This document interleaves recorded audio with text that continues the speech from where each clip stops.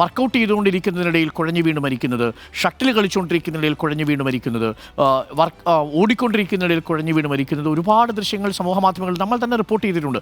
ചെറുപ്പക്കാർക്കിടയിൽ ഈ ഹൃദ്രോഗത്തിൻ്റെ സാധ്യത കൂടി വരുന്നു എന്നാണോ നമ്മൾ മനസ്സിലാക്കേണ്ടത്, പ്രത്യേകിച്ച് കോവിഡിന് ശേഷം? ഡോക്ടർ പി മുസ്തഫ, അങ്ങനെയാണെങ്കിൽ അമിതമായ വർക്കൗട്ടും സ്ട്രെസ്സും ഈ ഹൃദ്രോഗത്തിനൊരു കാരണമാകുന്നുണ്ടോ ചെറുപ്പക്കാർക്കിടയിൽ? തീർച്ചയായിട്ടും. ഇപ്പോൾ നമുക്കൊരു pre Covid and post Covid എന്ന രീതിയിൽ വേണമെങ്കിൽ ഇതിനെ അനലൈസ് ചെയ്യാം. തീർച്ചയായിട്ടും ഈ ഇൻസിഡൻസ് ഓഫ് ഹാർട്ട് ഡിസീസ് നമ്മുടെ ഈ കോവിഡ് ആൻഡ് പോസ്റ്റ് കോവിഡ് സമയത്ത് കൂടുതലായിട്ട് കാണുന്നുണ്ട്.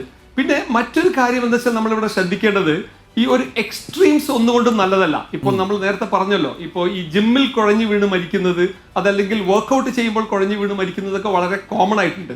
നമ്മൾ നമ്മുടെ ആരോഗ്യം സംരക്ഷിക്കുന്നതിന് വേണ്ടി ഒരു എക്സസൈസ് എപ്പോഴും നമ്മൾ അഡ്വൈസ് ചെയ്യുമ്പോൾ ഒരു മോഡറേറ്റ് എക്സസൈസ് ആണ് നമ്മൾ പറയാറുള്ളത്. കൂടുതൽ എക്സസൈസ് ചെയ്യാൻ പറ്റുന്നവർക്ക് കൂടുതൽ എക്സസൈസ് ചെയ്യാം.